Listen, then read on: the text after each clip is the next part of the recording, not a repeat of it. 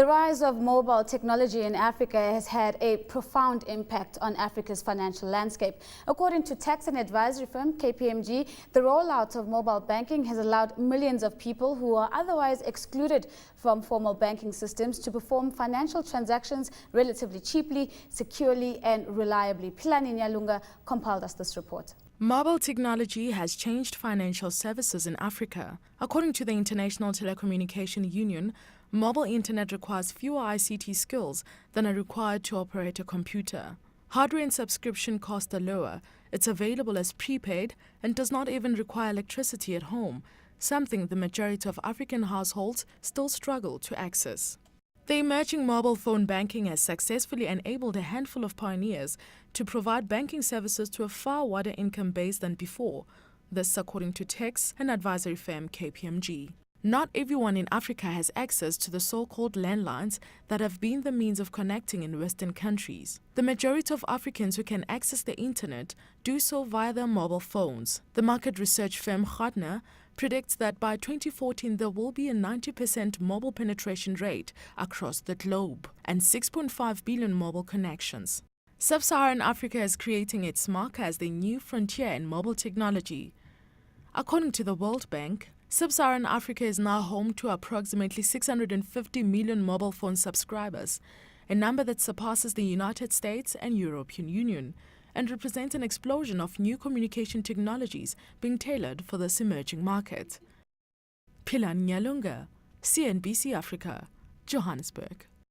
Joining me now on the desk to discuss Africa's mobile space is Olobokheng Mukhale, Payments Advisory Lead at KPMG. And in our Nairobi studios, we are joined by Nziyoko Waita, Director for Corporate Affairs at Safaricom. Gentlemen, thank you so much for making the time to join me. Ole, let me perhaps start with you, and maybe you can make the link for us. Is there a relationship between mobile penetration and economic growth? Our sense is that mobile payments and the proliferation of mobile devices, especially smartphones, do contribute to economic growth in the sense that they are enablers of a transactioning between persons and business. But what we also see is that as the economies grows and people have more consumer power, spending power, the rise in usage of alternative payment mechanisms like mobiles also increase. Of course, let me perhaps come to you, right? I mean, we know the Kenyan story, particularly on the back of the success of M-Pesa. Perhaps you can give us a little bit of an indication as well of how mobile technology has been able to transform the Kenyan economy and whether that is in line with some of the sentiments that Ole has shared. Financial inclusion in Kenya in 2007 was roughly in the region of 5 to 6%. You are now topping 40% in terms of people with access to basic financial services.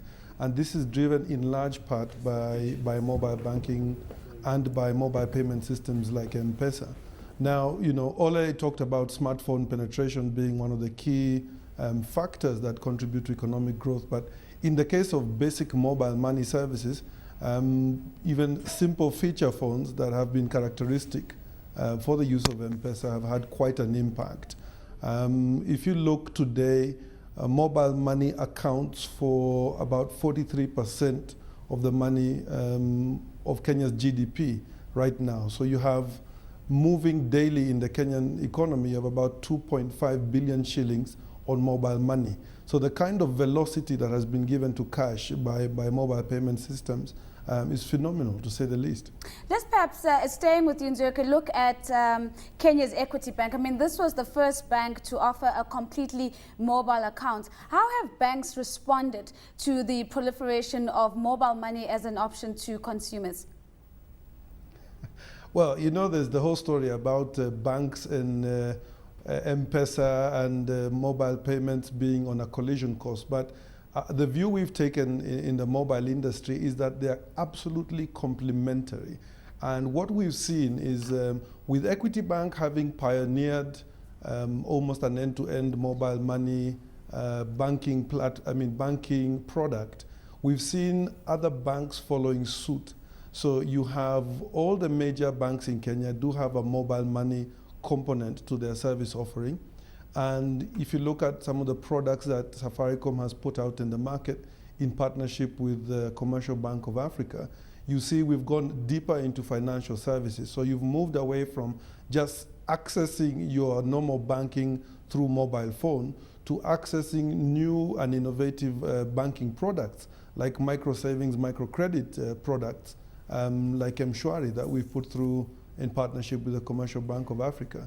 So I think the banks have had to put on the innovation hat, in large part to take advantage of the ubiquity of mobile phones in Kenya. I mean, you have more mobile phones in Kenya than you have taps with running water. Of course, Ole, I see you nodding as Nzoike is speaking, and I'll allow you to come back. But one of the key points he raises for me is that we're not on a collision course here, but it's a matter of complementarity. Are we then seeing, even broadly than Kenya, an integration by leading traditional banks of mobile services as a way of shaping their business model as they respond? Yeah. So I do agree. What the trend that we're seeing is more of collaboration.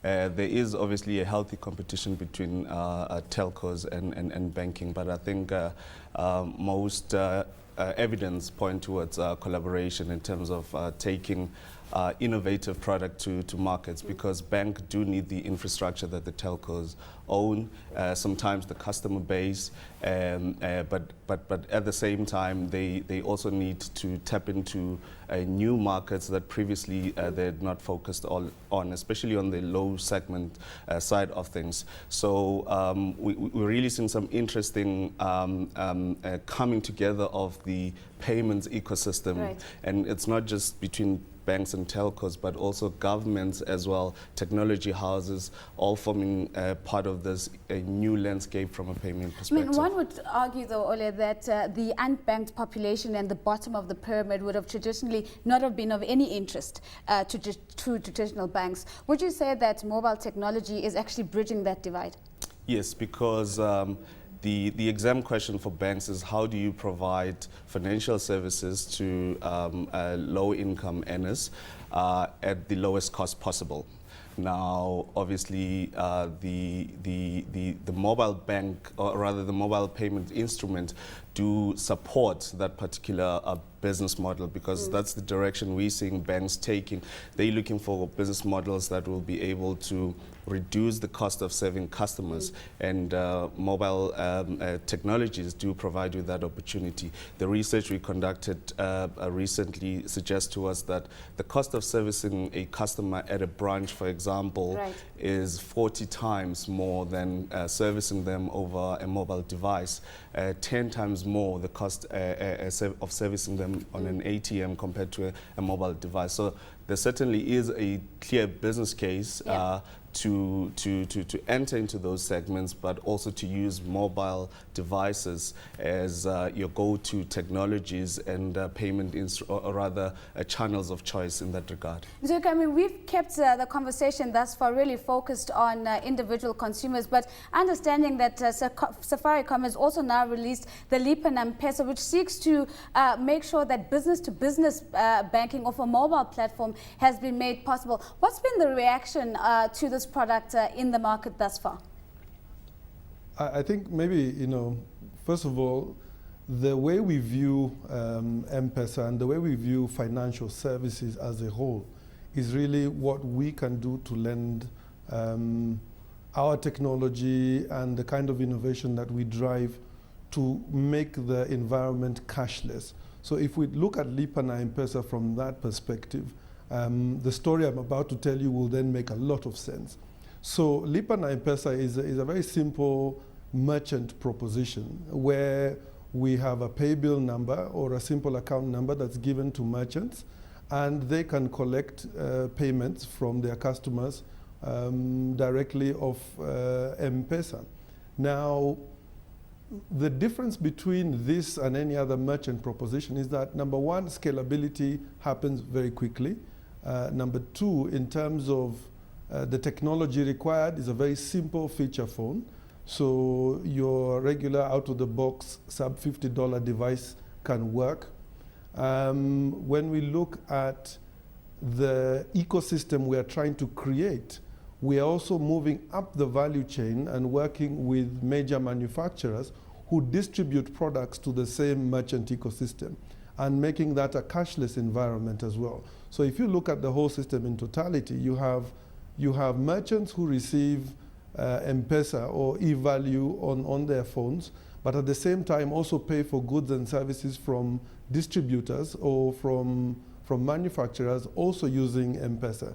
So we've got a strong peer-to-peer or customer proposition. We've translated that into a customer-to-business proposition, and now we've got a strong business-to-business proposition, again leveraging off mobile money. And the ultimate objective is to keep the system entirely cashless. Now, Ole, I mean, we've heard the case for business to business as well as business to consumer, and it all comes down to a subscription growth game to me. But having said that, are we actually building local industries in Africa on the back of this mobile revolution that we're seeing? I guess that's the challenge.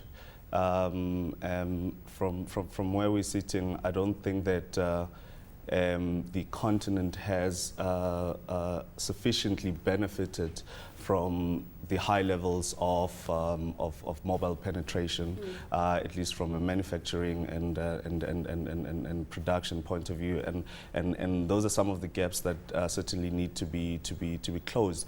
But the business-to-business angle is very important insofar as mobile payments are concerned, because as you would know, in the continent we have a massive social agenda of promoting intra-Africa trade. I mean, as things stand, for example, the level of intra-Africa trade is about 11% in terms of the various countries and who they tend to trade with. The AU has made a very deliberate intent to basically ensure that trade in Africa is facilitated and so forth. And what mobile devices really give you is the ability to facilitate that insofar as ensuring that the real-time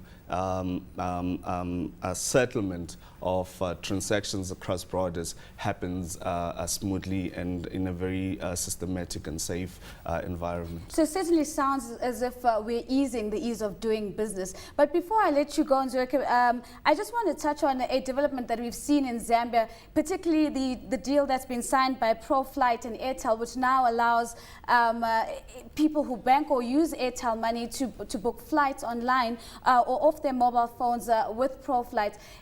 Would we be seeing similar deals and similar partnerships coming from Kenya as mobile money becomes an even broader platform? Thanks for that. I think one thing I wanted just to talk about was local innovation and some of the intellectual property that's been developed within the Kenyan space by local software houses. And that goes on to our next strategic push on making M-Pesa an e-commerce facilitator. So just to your question, last week we launched what we call Lipa na M-Pesa Online, which in Swahili directly translates to pay with M-Pesa online. And that product is effectively a payment gateway that websites or e-commerce sites can incorporate alongside other payment methods. And we see that driving up in large part e-commerce in an environment where it's previously not taken too much root because of the complexity of payment and credit worthiness, and really just saying that we are largely living in a prepay environment in East Africa, in Kenya to be specific. But what is most impressive is that all the local solutions around Lipa na M-Pesa, in terms of integrating onto online, in terms of the backend integration onto the M-Pesa platform, have all been developed by local software houses. And that intellectual property and the value of that intellectual property resides in Kenya. And it's this sort of demand for convenience, demand for a very fast-paced environment where people want to embrace mobile technology has driven innovation to a place where as Safaricom, we're really proud to see local developers stepping up to the plate and giving us solutions that we can take to scale. Of course, and on that note of local players stepping up to the plate, Nzoika, thank you so much for joining us. We're going to take a short ad break now and say goodbye to Nzoika Waita, but more on Africa's mobile space when we return. We'll see you in 2 minutes.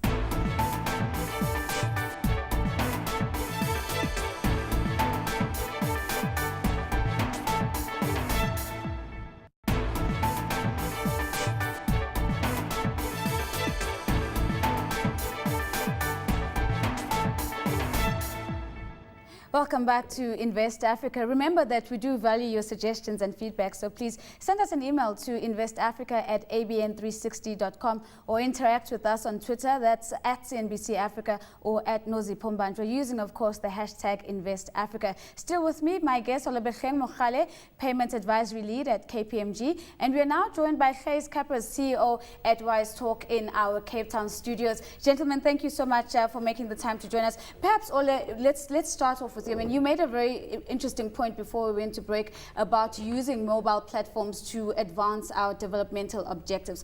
Do you think that African governments have used the commercial success of the mobile platform to adequately address some of our development targets? When we observe the policy discourse in Africa, our sense is that most governments are committing to the financial inclusion agenda, and they are putting mechanisms in place to attain it.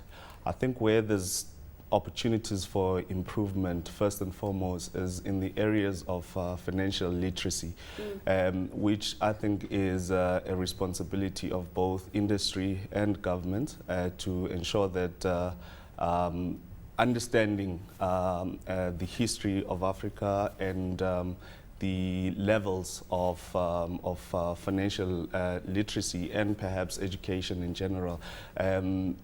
If you want to increase the adoption rates of some of these mobile devices in the M-common space, I think the starting point is really to create that level of education. Right. Gijs, let's perhaps come to you in Cape Town. Olebecheng is of the view that we're perhaps headed in the right direction, even if it's not at the pace that is desired. From your view, do you think that governments have adequately leveraged off the commercial success of mobile banking platforms to address some of the key development challenges, especially when one takes into consideration the fact that there are more mobile phones, more people have mobile phones in Africa than have access to clean drinking water? I think that the real view from a South African or African context in its current environment is that the deployment of mobile technologies and the use of mobile technologies to educate workforces or to educate communities and enterprises is something which is somewhat lacking still. I think with technologies that are being built in South Africa, like companies like our own, around how we deploy into the feature phone market, into smartphone markets and onto web platforms, creates a massive opportunity to educate the people of countries, the people of Africa and people within enterprises. So my view is that I think we're still in our infancy of understanding exactly how we're going to do that as nations, but I think that the foundations are being put in place in order to succeed in educating the people this way. To change tracks a little bit, Gijs, I mean, oftentimes the conversations will focus on the big industry players, as we've had Safaricom in the first segment. Perhaps let's look at the impact of mobile technology on small and medium-sized enterprises. Do you think that there is opportunity here to see a faster growth of this particular sector of business on the back of mobile technology? Without a question. We looked at this about 12 to 16 months ago. Our view is that the ability for organizations to create communities whereby they can collaborate with all of their employees and their workforces creates an immense brain potential for organizations today. Whether you're a small, medium or large enterprise, I feel that the collaborative and communicative aspects of a lot of businesses is lost because of hierarchy that exists in many businesses today.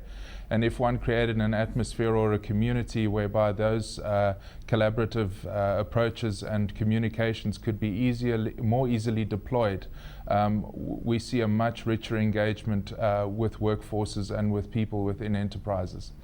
And of course, I mean, let's perhaps look at some of the subscription numbers. I mean, the stats say that only a third of the continent actually has access to mobile technology, and in particular with access to internet. That must throw up massive opportunities for a largely untapped market.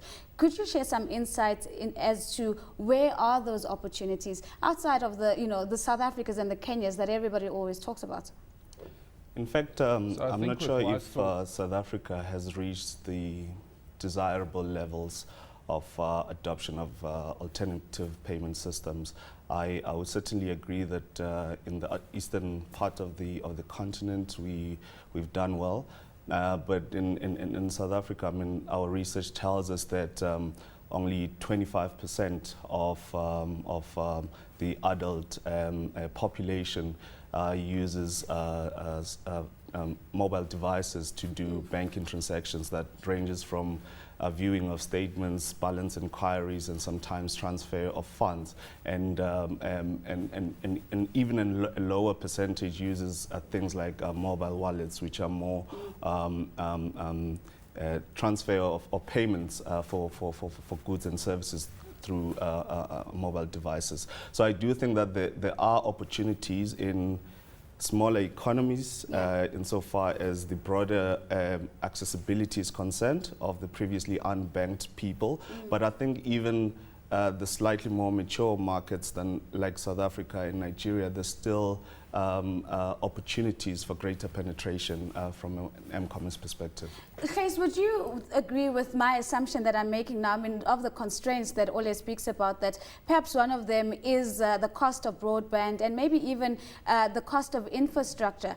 And in your view, do you think that enough is being done so that we hit the double target of access as well as affordability? So I think it's a very good question. I think that the biggest problem that we sit with, certainly on the African continent, is the speed of bandwidth, and secondly, the cost thereof. And one would hope that with the fiber cables that are coming down the east and the west coasts of Africa, that those speeds will improve exponentially, and thereby hopefully bringing down the costs of actual bandwidth. The cost of data in South Africa, but in the rest of Africa, is just it's extraordinarily high by world standards, and only until those costs can be reduced will it become a realizable for African people. Now, Ole, if we take into consideration the statistic that there's 400% more mobile penetration than broadband access on the continent, what does this mean for the business models of fixed line operators, and how have they changed as mobile penetration has taken off? So I think perhaps just to go back one step and speak to this penetration issue and the infrastructure deficiency that we have insofar as data and connectivity is concerned. I mean, the Kenyan example again gives us a clear success story on how you can actually increase penetration and usage in spite of the data and connectivity constraints. Right. Because M-Pesa is by and large based on SMS technology, which obviously, given that it uses the Safaricom infrastructure, there's an ability to deliver that at a lower cost from an SMS point of view. So there's two ways to look at the issue of penetration. On the one hand, it's just basic low cost enablement of payment functionalities on phones that may not even be smartphones. On the other, then there's the smartphone side of things that is dependent on data and connectivity.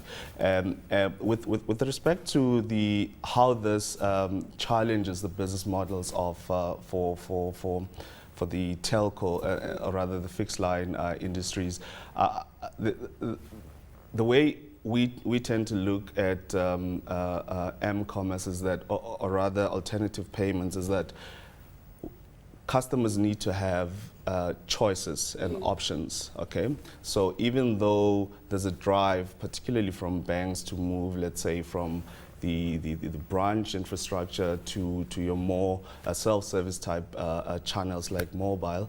There are other channels like your telephone, online and so forth that also need to grow. So to the extent that the telco or the fixed line operators do provide services and products in that space, I think there is an opportunity for them to seize the market as well. Of course, we've just scraped the surface of a very, very interesting discussion around Africa's mobile economic revolution and whether it exists, and if it does, the opportunities and the potential that it has to accelerate the advancement of the continent. Unfortunately, we've come to the end of this week's edition of Invest Africa. Thanks again to my guest, Olobekgen Mogale, Payments Advisory Lead at KPMG, Nzioka Waita, Director for Corporate Affairs at Safaricom, and Gijs Kappers, CEO at Wise Talk. Bruce Whitfield is next up as he unpacks the latest news from South Africa's economy on Tonight with Bruce. Until next time, it's goodbye and thank you for joining us.